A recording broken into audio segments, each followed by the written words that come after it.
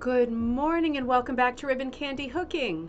Little snafu there. Happy Monday morning. It's great to see you. Welcome back. I hope that I am live right now. Just give me some kind of confirmation I was in the wrong window. It's been a while, right? It's been a little bit of a while. I was on Friday. I hope you caught the Friday night show. I'm standing up today, which means I'm definitely feeling a little bit better. I'm ready for our normal course of shows. I'm ready for us to get back together. And you know what? Today was the changing glasses moment. Today was the first day of school, so I dropped the kids off, which is always very sad. But it does mean that times are a changing, and it's time for us to get back in our routine. Good to see everybody. Linda B, good morning. Happy Monday. And Karen from Black Forest, Colorado, happy Monday. Linda H in Massachusetts. Robin, good morning in Wisconsin. Beautiful day there. Pretty good day here too. Not scaldingly hot, which is really a treat. We'll catch up on all our silly things like the weather. Jane, it's great to see you. Candace, good morning, great to see you. Melissa, good morning, great to see you in sunny Sackville. Goretti, good morning, good to see you. And Mike too, I hope he's doing well in cloudy Ontario. Debbie, great to see you. Good morning from cool upstate New York. Judy Phillips, hello. And Sharon, hello in Vancouver. Bonnie, hi from booming lightning in Palm Coast, Florida. It does look like it's wild weather there. I hope everybody's safe. I am feeling a bit better. Thank you. I am feeling a bit better. Comes and it goes, man. I hope this is not the rest of my life. But Courtney, great to see you. Good morning. I hope they have a great first day too. It is so awful dropping them off at school. I am just not, I don't have the energy, and I had them too late to homeschool. But the idea of just dropping them off all day to be at the mercy, because I have volunteered a ton at the schools. That is the only way that you can get inside of the fortress. It's like the opposite of breaking out of Alcatraz. Like just getting into the school so you can see what's up with your kids is just not done. You can't even get in anymore to drop off a Valentine, honestly, of like chocolate or like a basket of Thanksgiving stuff for the teacher. You have to drop it at that. You can't get in. It's like a fortress. So I volunteered a lot at the schools, and I haven't seen cruel behavior or anything like that, but I just see such amazing indifference with teachers. And I know that they hit their, not that obviously I am pro teacher in every way, I am pro teacher, but at least where we are in our schools here, it's not my favorite school system. And I just see kids talking to teachers and teachers half paying attention or being a little bit sarcastic. And it's like, ooh, uh-oh. I know my experience was limited to nuns, like right up through the beginning of college. I went to like a Catholic college too. So it's limited experience maybe, but it just seems like, particularly for younger kids, I just don't see a lot of sort of enthusiasm. Hopefully it's different this year. New teachers, not for Teddy, but for Joss, new teachers. She has a male teacher this year, which I thought was really different. It'll be the first time she has Mr. Esposito this year. And I thought, oh, that's different. That creates just a different dynamic. I thought that'll be fun. We'll see how it goes. I wasn't feeling great about it when I dropped them. I just thought, I'm handing them over to like these unknown faces who might be friendly faces, might be what faces, and it's most of their life now until next June, right? So hoping for the best. We'll see what happens. All right, we have a lot to cover. Ruth, good to see you. Good morning. Beautiful morning there. Just got home in time to watch. Great, and we're making our plans for Wisconsin. There's a lot of buddies in Wisconsin. Ruth, Robin, Carol, Kaz. I'm hoping I see Brenda. She's taking a locker hooking class, I think, or either taking or giving a locker hooking class at the Fiber Festival in Wisconsin. That's coming up in just not even a couple of weeks, I don't think. You're the third and fourth. We are the third and fourth week of school in North Carolina. Oh, you're already into the third and fourth week of school? We're the third or fourth week of school in North Carolina, and my 17-year-old has, oh no, you're kidding already. I guess it's bound to happen, right? All of the variants and everything. Yeah, that's bound to, I'm sorry, Courtney, that's such a super, super bummer. That's a super bummer. Yeah, get well soon, honey. That is awful. It's awful not to feel well.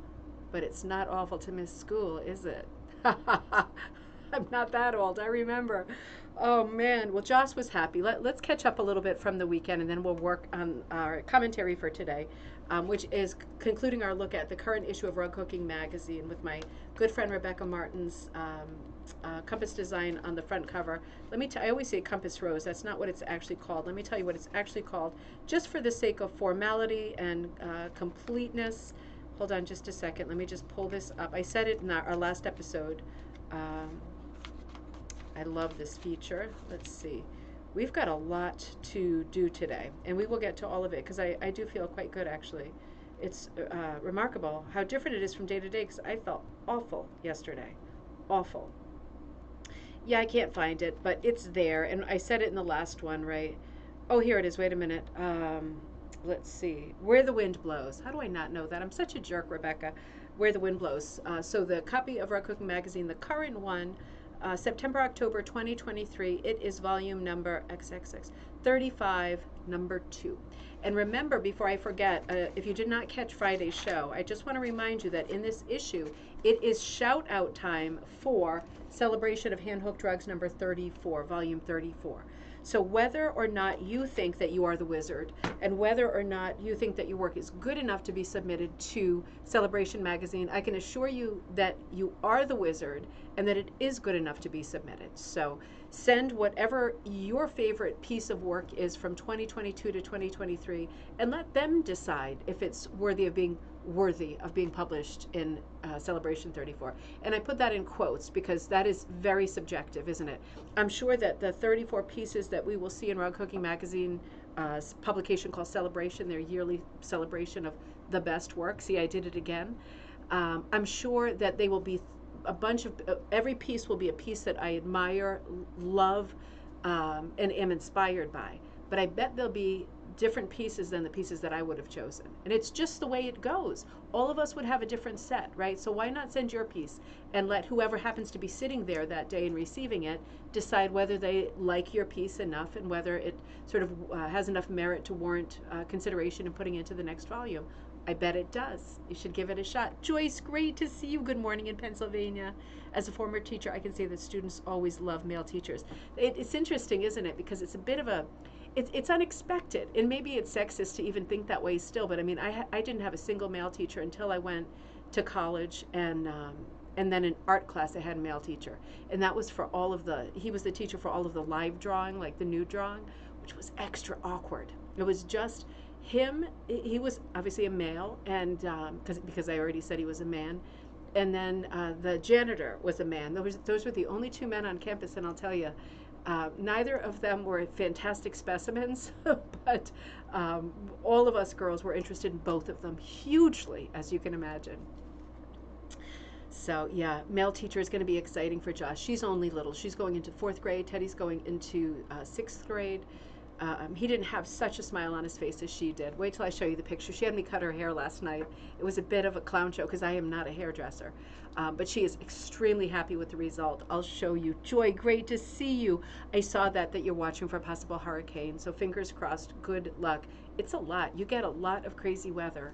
And it was just last year that you got hit, right? I hope that lightning does not strike twice, literally or metaphorically.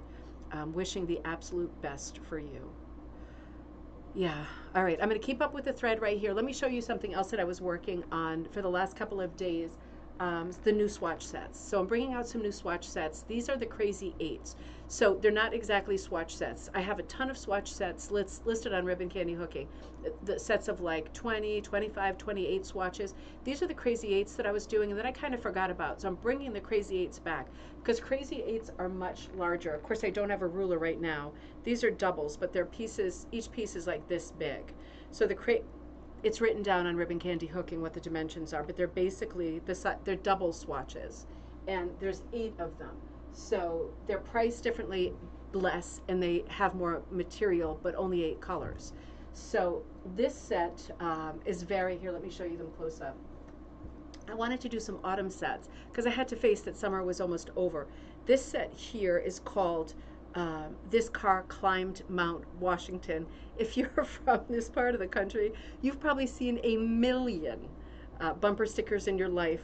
It's always the cars that look like they're not going to make it to the next block that have stickers that say this car climbed Mount Washington. So it's a nice autumn set, different colors, a little bit modeled, not super modeled. This set is a spin on a set I did last year that I really liked, and it was a good seller. It's more of a fun party set, like more of kind of, colors aren't coming out great on the monitor, so make sure you look at Ribbon Candy Hooking. This one is called, it was called Grade School Halloween Party, and I changed it to Halloween Party 1986. It's got those Swatch watch colors. They're a little bit brighter than I think they're showing up on the monitor. They're kind of candy Halloween colors. These are all Crazy Eights.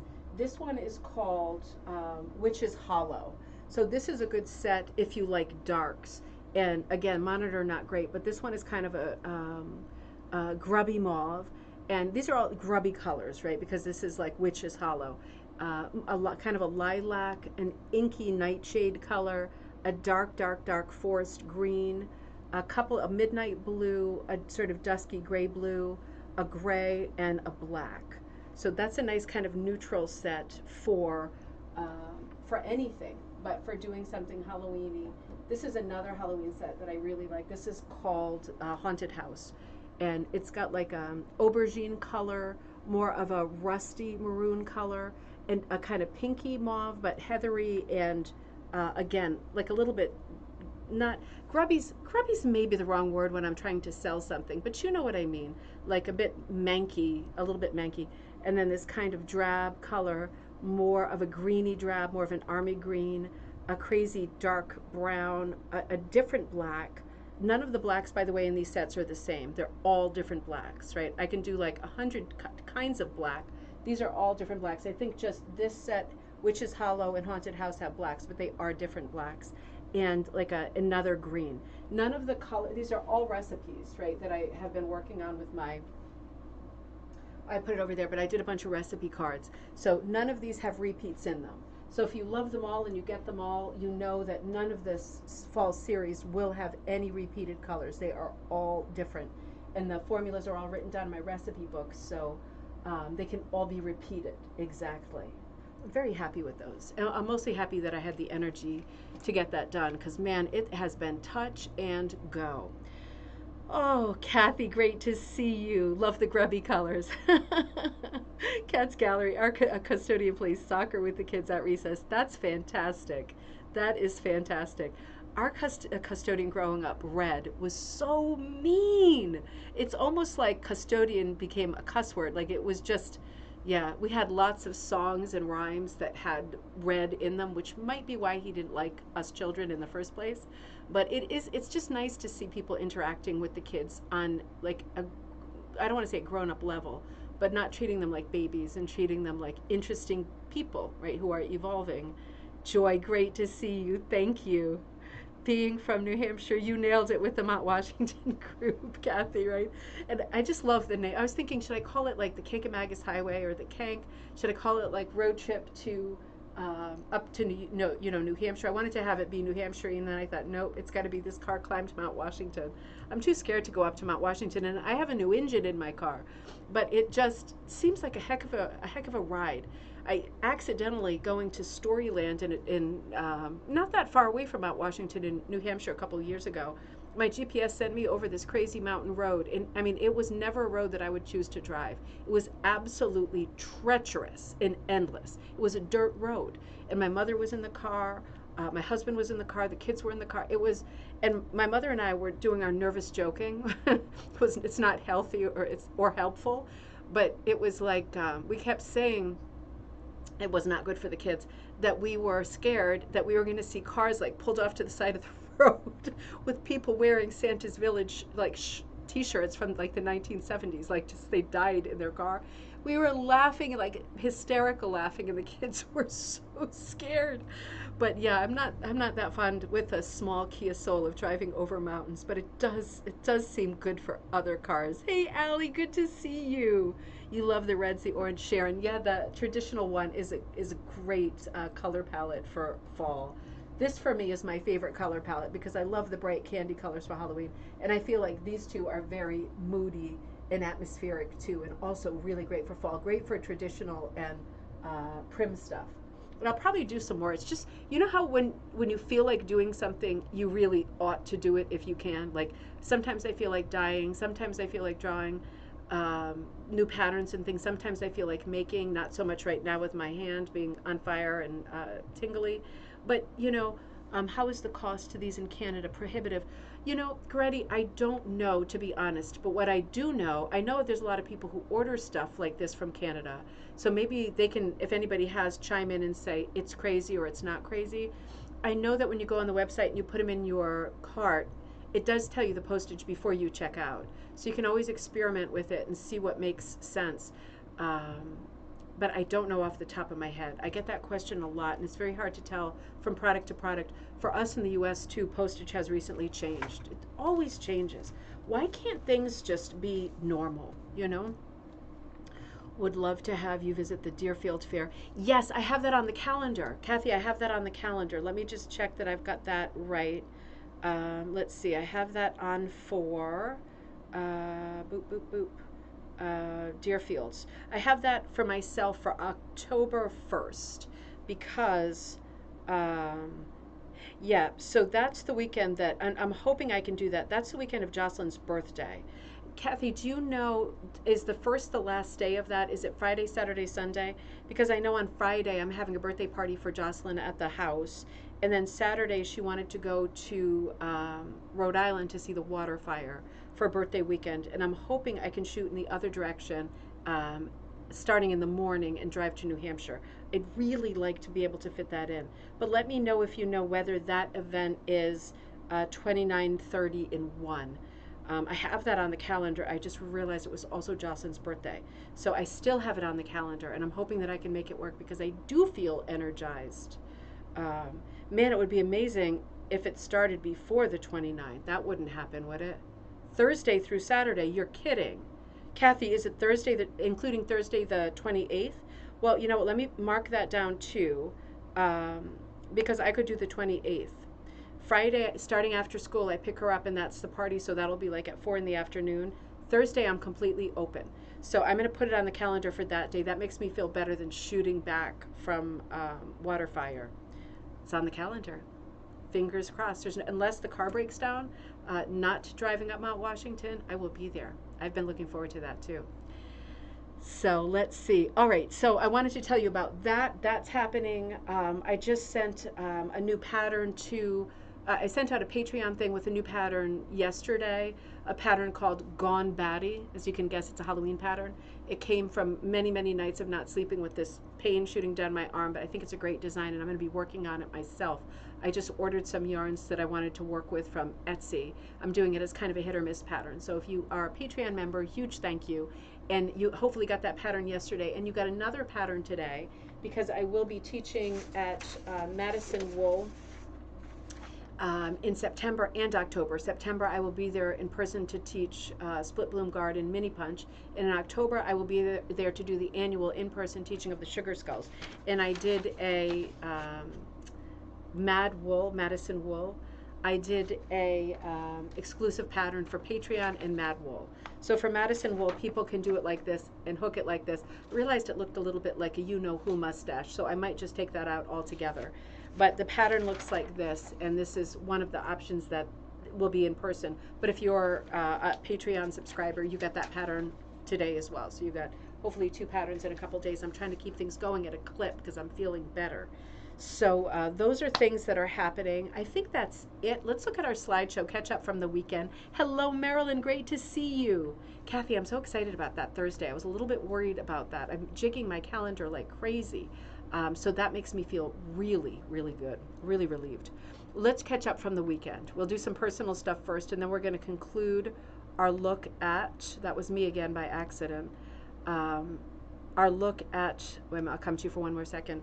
The conclusion of the Rug Cooking Magazine for this month, this edition, September 28th to October 1st. I'm just double checking because I'm maniacal. September 28th. Yep, that's it. I'll be there on the 28th. Easy peasies. This past weekend has been, I'm catching up with you personally now before we look at the magazine. Hey, Becky, great to see you. I'm feeling remarkably good right now. I'm only drinking water. Truly, this is not a decoy. I'm feeling remarkably good. I slept for the first time last night. for the longest stretch, which is amazing because this nerve pain I've been having is exquisite and unrelenting, and it has been going on. This is 3 weeks now. So I was thinking that the painkillers and the anti-inflammatories that the doctor had given me are not working. And then last night was great. So I don't know. Either I was completely exhausted after so much pain for so long, but whatever. Certainly sleep helped because I woke up feeling a lot better. And this had potential to be a quite emotional day for me because I dropped the kids off at school, which is probably my least favorite thing of the year after mammogram. So yesterday I really pulled it together to give them a good last day before school, and we went to a local amusement park. So I wanted to share some of those photos because they were filled with inspiration for me too. It was my worst pain day so far. The weather was okay. It was cool, but then very, very hot, but then cool, comfortable, then very, very hot, and I just felt like I was gonna pass out, but I didn't, and I did well, and I collected a lot of photos because you know how I feel about carnival, amusement park folk art. There's a lot of folk art at your local amusement park, and most people's parks are open through October for Halloween, scare fests, horror fests, all that stuff, right? Here's a picture of Joss. We were at Quasi. We've never been to the amusement park in Connecticut called Quasi before. It's in Middlebury, Connecticut.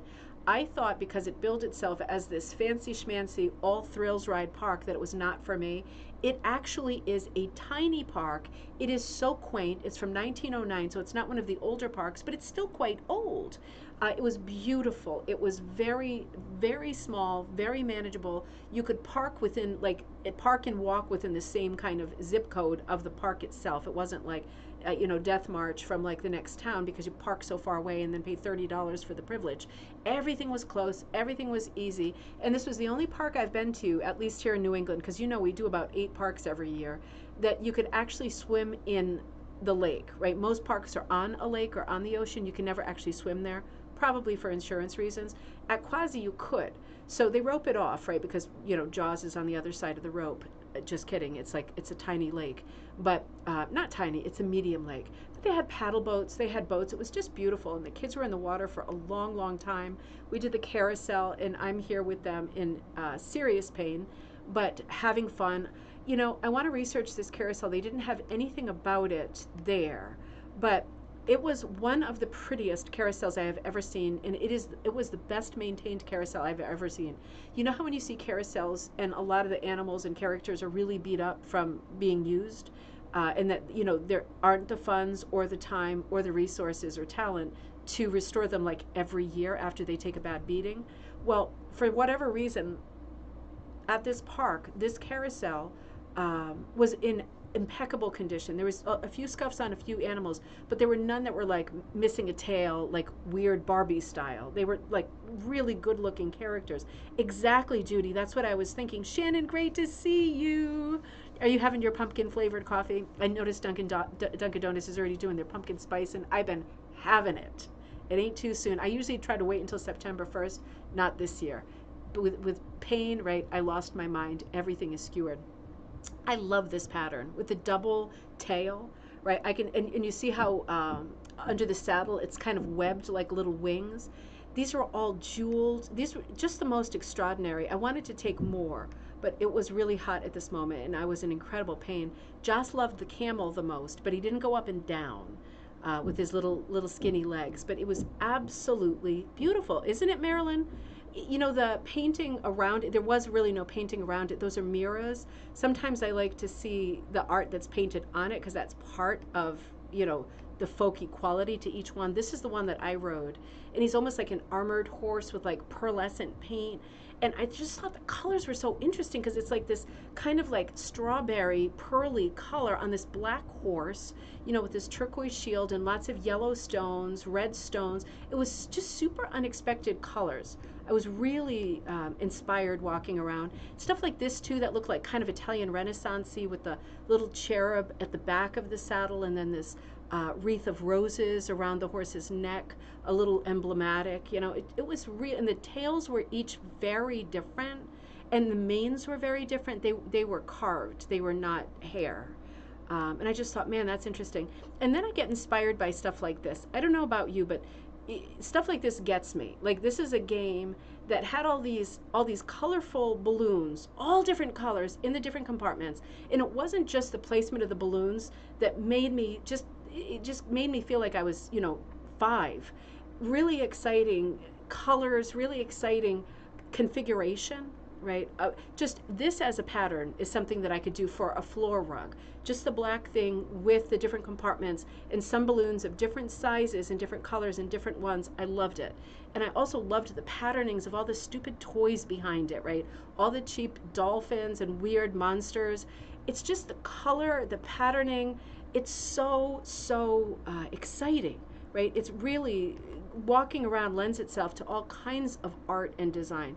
I love stuff like this too, with the rotomatic arm that goes down and picks up a candy from this, what looks like a cotton candy maker, but it wasn't. It was an old time machine. You can see all the garbage that's fallen. It's not clean.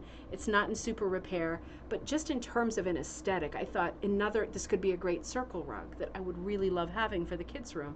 Something like this, just the colors, the shapes, the juxtaposition of the pixie sticks, right? All those angular sticks, very brutalist art looking, mixed in with the owls and the little squishy fidget balls. And God, there was so much to look at. I found it so interesting and exciting.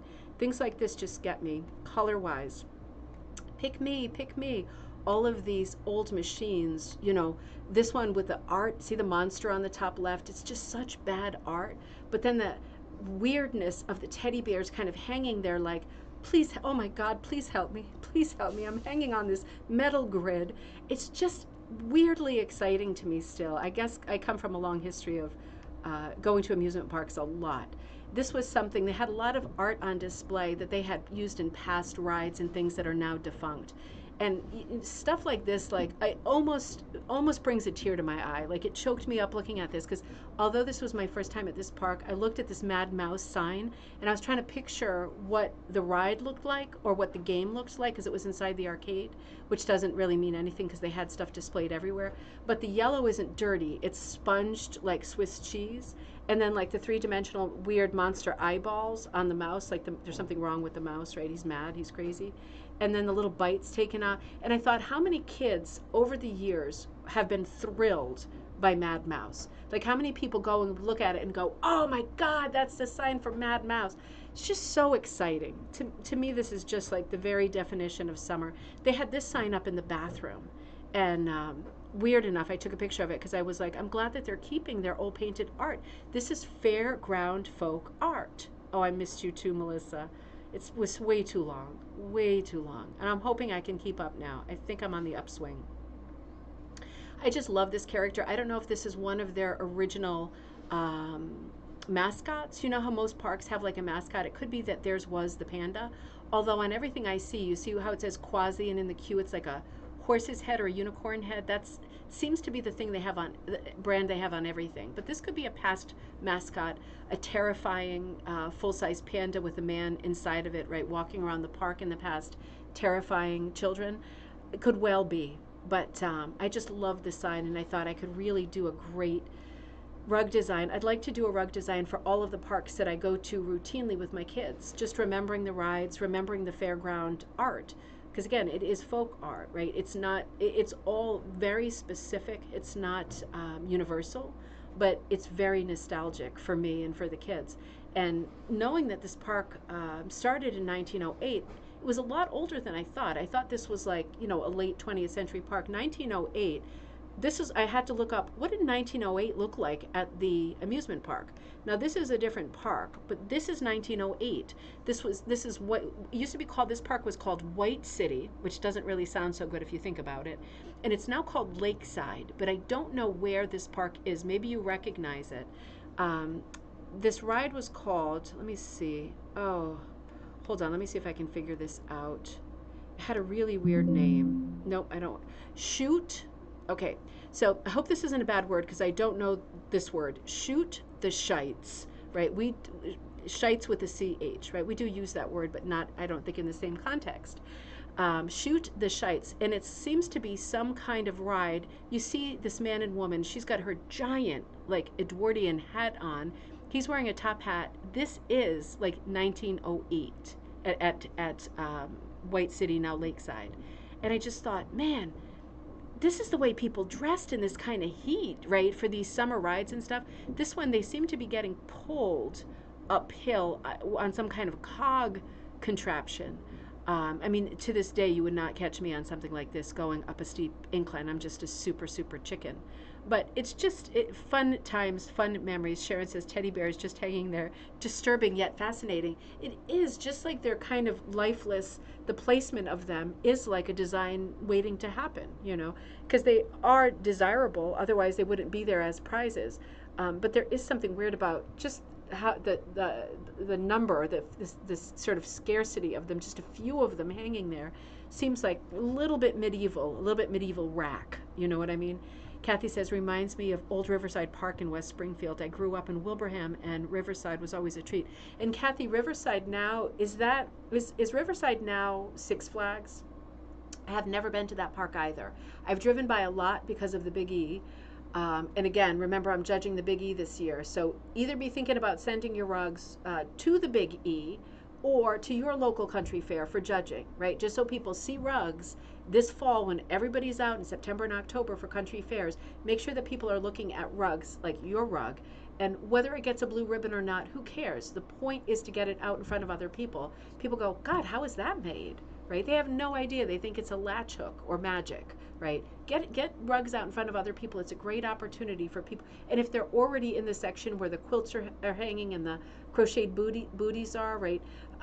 It's a perfect place for, they like crafts, right? So them looking at your rugs would be a good thing. I've never been to Six Flags, but all of my friends call it 3.5 flags because, like most parks, not quasi, when you go in there, you know, you pay the full price, which is exorbitant, and then you get gouged for every time you want a drink or something to eat, and it turns into a seriously expensive event. But most parks, you go in and you pay the full amount of money, and half the rides are not operating that day. It's like, oh, sorry, closed for the season.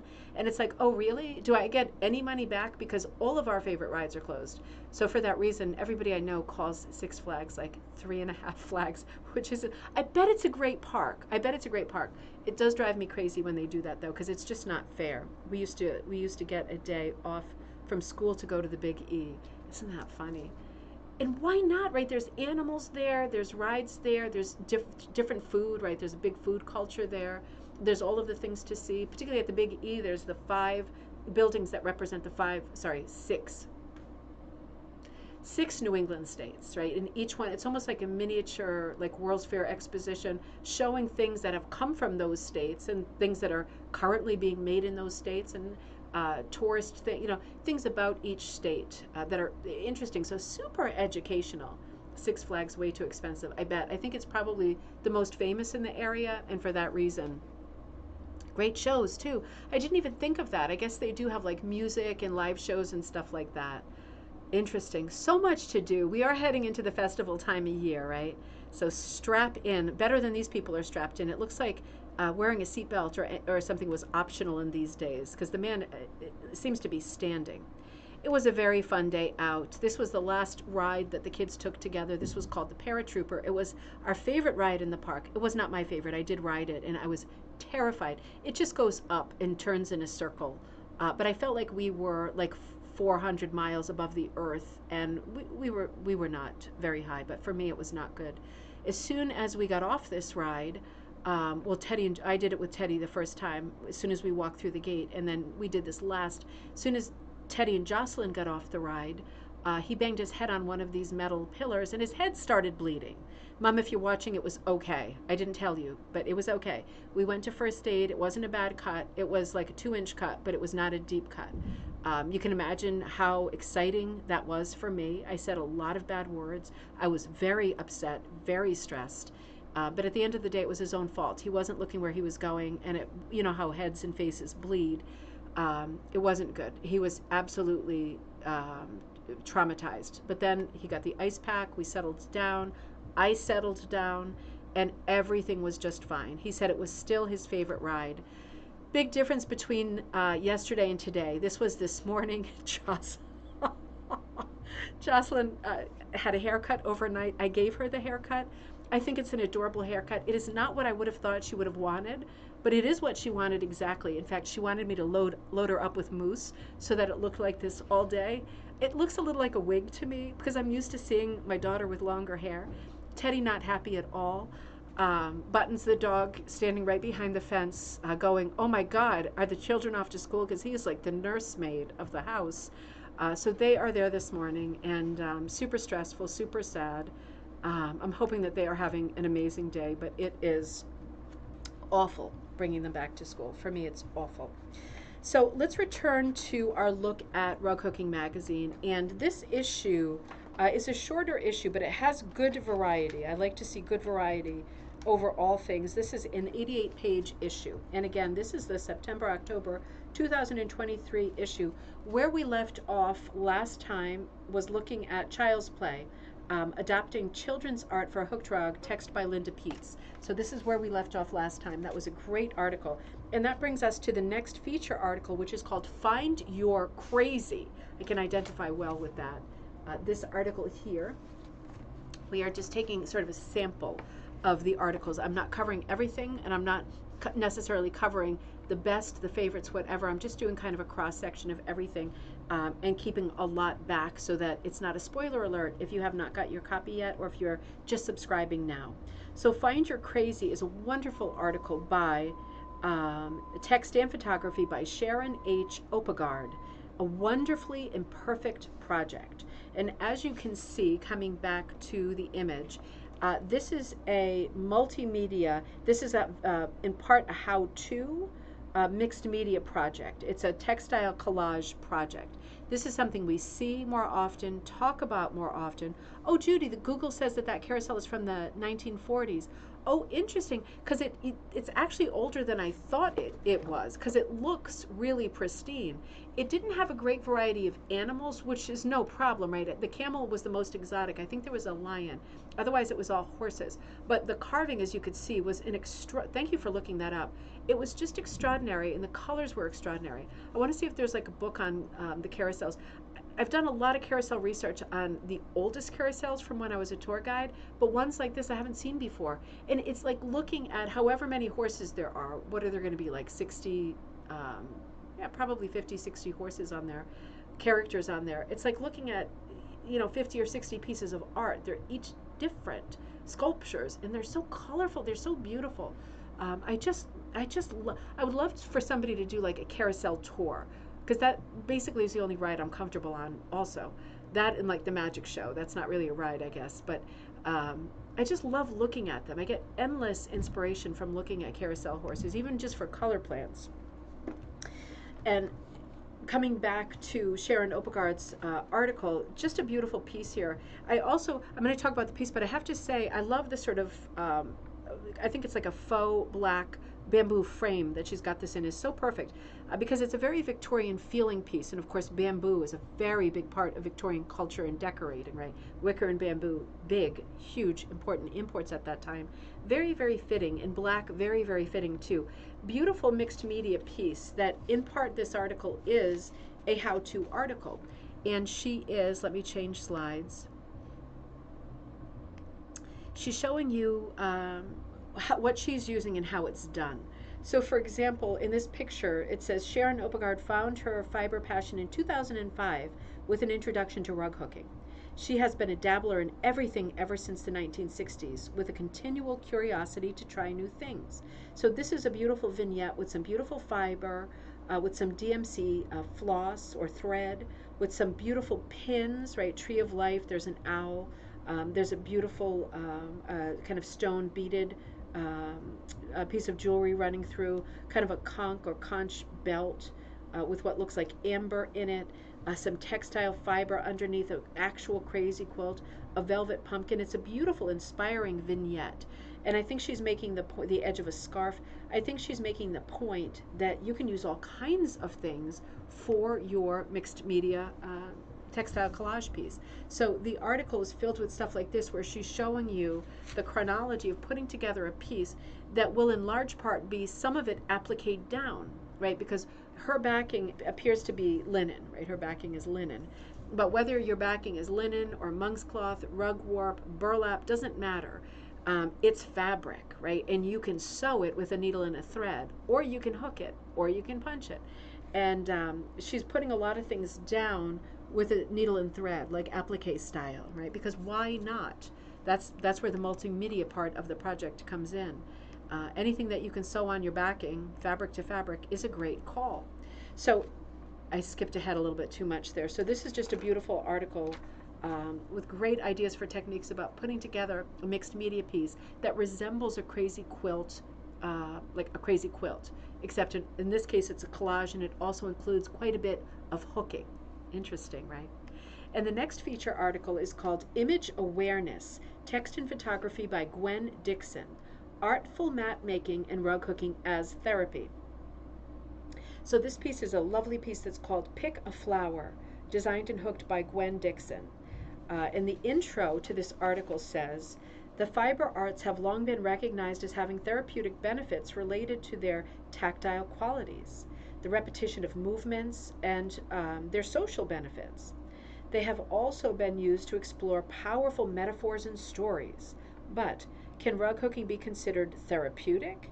Can observing your personal process of making mats and giving them meaning be a form of self-therapy? For me, and I imagine for many of you, the answer is yes.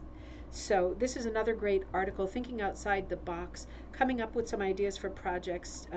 Can rug making be used as therapy? Well, we know certainly it's well documented that starting after World War II in Britain, doing latch hook was one of the main occupations of soldiers who were recovering.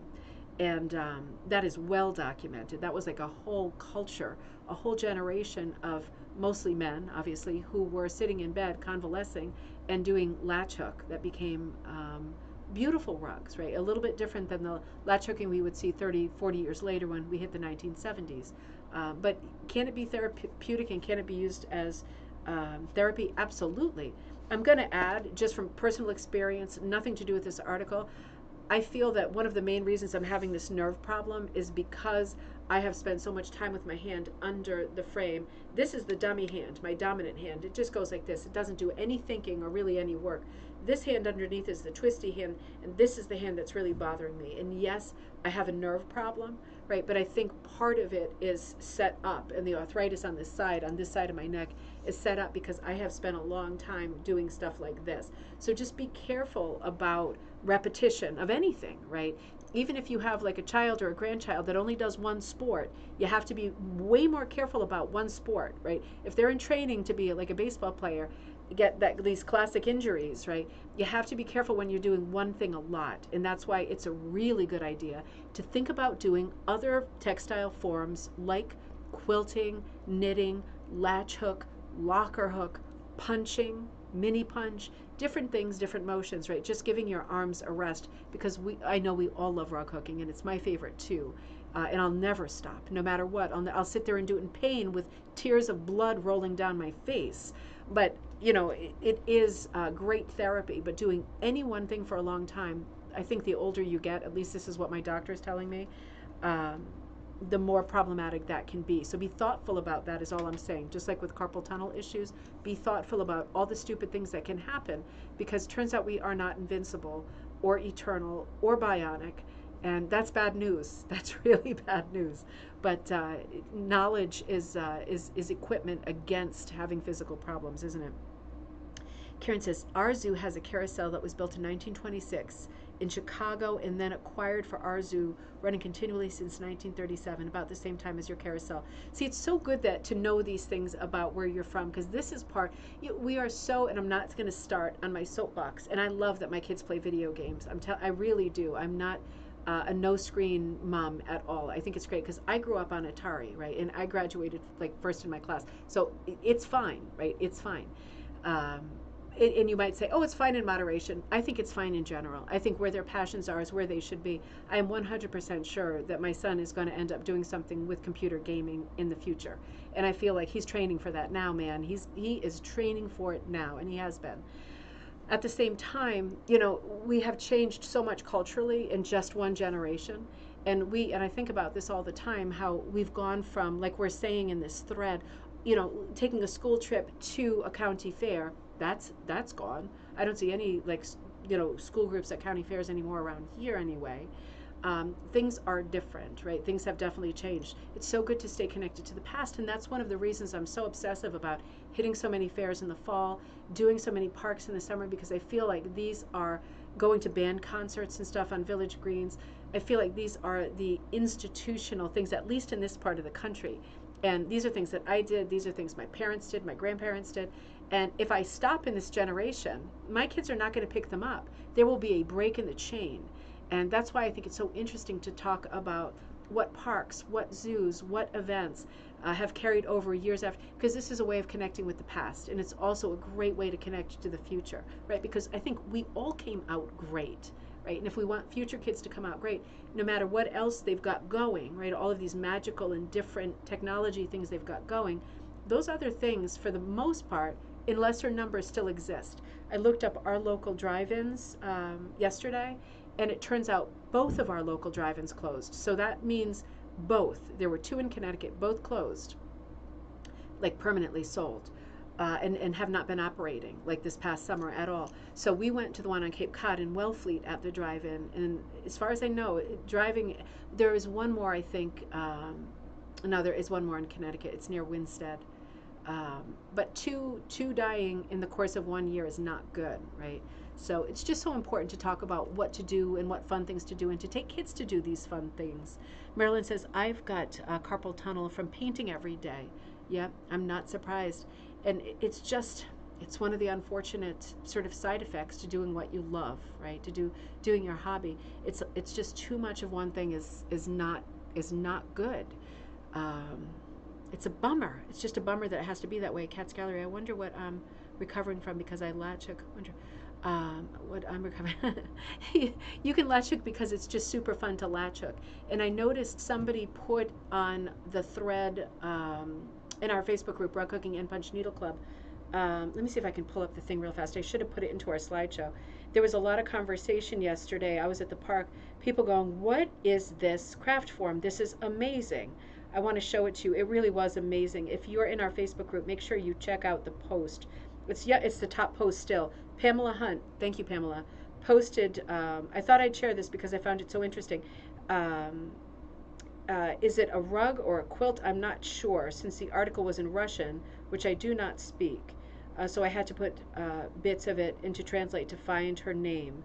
So so make sure that you check this out. So the artist's name is, this is never going to work, is it? Alavtina. I'm going to show it to you, and you can pause it on the screen. Let me see if you can see it on my phone. This is the post, and there's her name, Alavtina Vasilievna Shevaldina. That is a beautiful name. And the post looked like this, for those of you who are not on Facebook. Sorry about the glare. And she's there in front of these rugs that are quite extraordinary. Do you see what I mean? And people are going, what is that process? And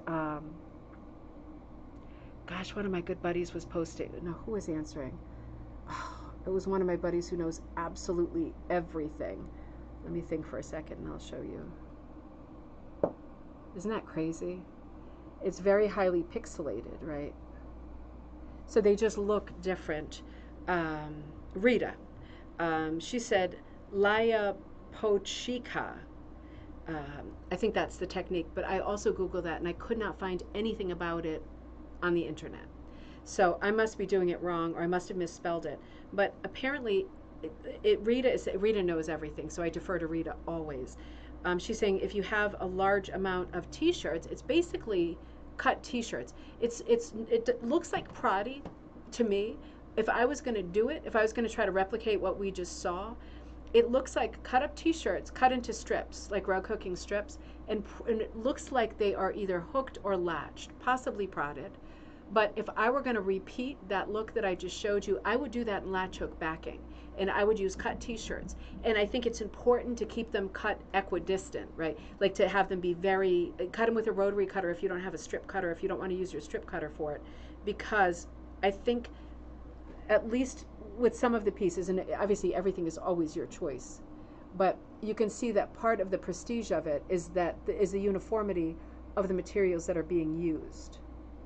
It's very different, right? And I think composition wise, just as with latch hook, it is bound to, whoa, I'm out of focus. It is bound to be, that's really weird, isn't it? I can't get back in focus. Unless it's my glasses. Let's see.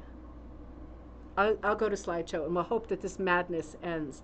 I think part of the prestige is that it looks a little bit out of, it looks pixelized, like anything that you would do on latch hook, because you're working with a much thicker fiber than I think in traditional rug hooking we're used to working with. And you're leaving it as kind of what we would call a clipped rug. It has a pile to it, right? It's not looped, it's clipped. Karen says, I definitely need to play around with this technique. Gorgeous, very Monet-like. It's very impressionistic in general, I think, because when we see those better, when we see the what looks like pixelation, where we see the height, right, of the pile, for me it reminds me of the impressionist artist Seurat, right, who did the pointillism, right, Sunday in the Park. So it does look very impressionist because it's very stroke driven. And I think that's a great, and you could even do a rug piece that was in part that kind of height, that kind of pile, right, that kind of weight on the surface mixed in with loops, right? You don't have to choose less or more, greater. That you can choose both, right? You don't have to choose it all. You can do your looping and some of your traditional techniques, and then choose parts of your composition to do that effect. Very cool. As soon as I'm finished with this book, I have one chapter, not to write. Everything's been written for a long time. I'm on my last chapter of slotting in the photos, right? So this is, and I'm waiting for sidebar photos from two different people who didn't do the rugs for me, but that have rug hooking businesses, right? So I'm just waiting for two people to supply me with rugs, and then it is in, and we are on to, there's only, I think, 4 advent calendars left, maybe 3. Make sure you've got yours, because man, we are about to hit it hard in the month of September. I forgot to tell you also, one of the projects for the advent calendar, if you remember my first book that just came out, there is a Magdalena tree where I cannot repeat that pattern and I cannot offer that pattern because it is exclusive to that book, but I can do something pretty damn close.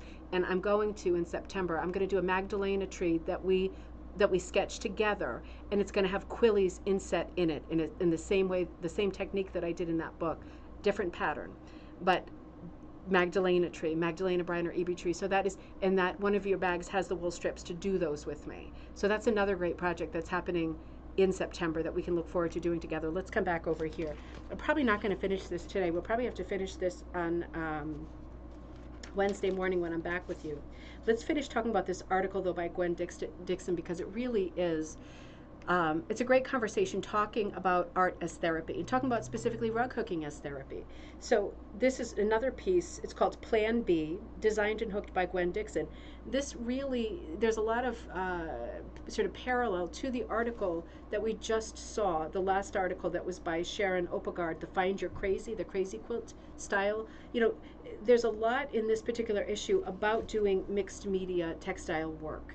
And I think that is very liberating, just unusual, sort of crossing over between sculpture and hooking, right? Getting a little bit away from hooking and looking at different forms of fabric art that can be used in conjunction with rug hooking or separately on their own, right? And the article has got great stuff like this. We've looked at the bird's nest before. We've seen that image before, Baby Bird by Gwen Dixon. We've seen that before in a past rug hooking magazine. I really liked it, seeing it again, but what I really liked seeing was her actual collection of bird's nests, right? Because who doesn't like to see, in baskets, who doesn't like to see bird's nests and baskets? And again, this is still the article on therapy. There was a couple other pieces in it that I thought were exceptionally cute. And we'll stop with those today because we'll do another 10 minutes of this on Wednesday and then look at some other stuff together. Oops, sorry. Nope, sorry.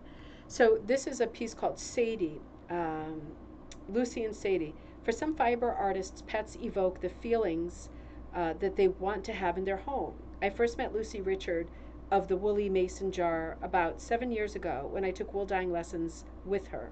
At Lucy's home, I met 4 other rug hookers as well as Lucy's dog, Sadie. On subsequent visits, I had seen 2 of Lucy's mats that featured Sadie. I love animals passionately, and as much as I adore them, my pets seldom make it into my work. Why did Lucy hook mats featuring Sadie? Well, right, that this is like this is a question. She's posing the question. So this is Sadie. I like to see things in magazines a little bit better quality of an image, right? I feel like that's really something to work on with any magazine, just a small criticism. Because looking at things that are not in super focus, and it's not the screen, it's actually the image on the page, is a bit disappointing because this is a gorgeous piece. And here's Sadie right here, little sweetheart. So looking at Sadie here, and then on the next page, looking at another similar piece. Oh, this is another Sadie. Sadie hanging in Lucy's entryway, engaged in one of her favorite ways of greeting others. Right, dogs sniffing other dogs' butts. That's just the way it is. It's one of their great joys in life, isn't it? It's so funny. It's just something you have to accept, isn't it? Designed and hooked by Lucy Richard. Absolutely beautiful. And down at the bottom, a needle felted version of Sadie with her bandana, dog collar, and license, maybe by Katie, Lucy's daughter, as a Christmas present for Lucy. God, that is so cute. That is, Sadie looks like a little sweetheart. Oh my word. So interesting article. And I'm going to stop there so we have some food for Wednesday morning, and there's a bunch of other things I want to do on Wednesday morning together. Yeah, there's only a few other slides in the slideshow, but I hate rushing through stuff because it's a great issue. Let me put I'll just box it. I'll put the pumpkins in it, and we'll hold that for Wednesday morning. So I will be back with you unless something awful happens, God forbid. Don't forget to hit the like button, folks. Jane, good to see you. I'm so happy you're there. Recovering from your brother's 70th birthday party, right? Woohoo! Doggy handshake. That is what they do. This morning, Buttons came into the front room, and he was smelling the cat's butt, and the cat was smelling his butt because the cat is actually bigger than him. And I thought, man, it held me off from breakfast for a few minutes, which is good. Pets are good for my diet, right? Because they do such gross stuff, and they bring gross stuff into the house, and it's definitely good for weight loss. So I'm confused how to insert quillies onto backing. Sharon, they're just sewn. They're just sewn. So let me just have a quick look and see, do I have any? I don't think I have anything sewn with quillies on it right here. I don't. What I do, so when I have the quilly, and I will do a video on this in September when we do it together, but I have my quilly, and I come up out of the backing, whatever my backing is, my rug hooking backing. I usually hook around it first, right? And I hook right to the edge of where I plan to put the quilly, like the hollow, because I really want it to be cushioned in there good. And I test it first by putting the quilly in between all of the loops and kind of screwing it down to make sure it's really well cushioned and supported, so that it already has some support, but it also needs to be sewn. And then I come up, I usually use, and you don't have to, but I often use a curved needle, right? That's curved like this, witch's finger. And I come up under it and I just stab through it, and I do it kind of like one of these. I'll show you. This is the beginning of the project list for the Advent calendar. I was marking out all the different projects we're doing. If I'm going to quilly it up, it tends to look like, I'm going to put it on the back of this. Here's my quilly. Right, I just shifted the thing a little. I come up with my sewing needle, and I usually do like this, and then I do like this. So I get it in a bunch of different ways, right? I get it just to make sure it's because the last thing I want is to pull the side of my hooked piece and see, even though the quilly's not falling off because it's stitched on, I don't even want to see the edge of it rising up. I want it to be well anchored, right? You don't need to be ridiculous, but I want it to be well anchored so that there is no question, that it's going to sit weird or it's going to look like it's falling off if people look at it in the future. I just sew it on that way with quite a few stitches. And I use the curved needle, just because I feel like it's easier. I can go right up and come right down, right through the center of the quilly. I make sure that my stitches never show, of course. I come right through it, take a big bite out of it, and come back down. And usually in between each stitch, I do like a single knot, right? For no reason other than just to secure it, so it doesn't have any movement running through it later, because it looks like a little sun catcher, what the actual stitches will look like. So the stitches are not visible. No, not at all visible. All I'm seeing is the top of the quilly, right? The little cinnamon bun with the little spiral to it. That's all I'm seeing. I don't see any stitches at all. But again, this is one of the projects we're doing in September, so I will definitely record a video that will be live that will show you walking through the project and placing the quilly with me, and you'll see me sewing them on once I hook the background.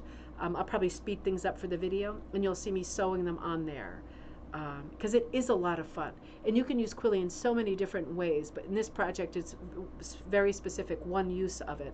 But it makes a great design using it in a Magdalena type tree, because she's got those big balls in her tree, right? That could be fruit, could be family tree, but she's got the big circles built into her trees. And it's great to fill them with the quillies. So we'll be working on that soon, and that you'll see the visual answer to that question, which is always easier. I'm getting pooped. I'm going to finish some work here, and I will, I'm going to get the rest of the advent calendars out today because some were sold over the weekend, I think 4. So there's 3 or 4 left, and again, I'm flogging them like crazy. Make sure that you have yours. You're going to be so jealous when you see how many projects we do. It's an incredible amount of stuff when you open the box and you look and you see all 30 bags filled with stuff is a lot of stuff. So it's going to be a lot of fun for us. And yeah, only a few left, and I can't possibly restock that because it's just too much. It's just too much thought and time. I will see you on Wednesday. I hope you have a great tomorrow, and make sure that you are sending me your images for Friday night gallery night. I'll be with you on Friday night at 7 p.m. for our usual gallery night, everything back to normal, God willing that it holds and I continue to feel better and not worse. Everything's scheduled, everything is on, everything is happening. And ribboncandyhooking@gmail.com to send me anything that you want me to share for gallery night on Friday night, this coming Friday. I will see you all on Thursday.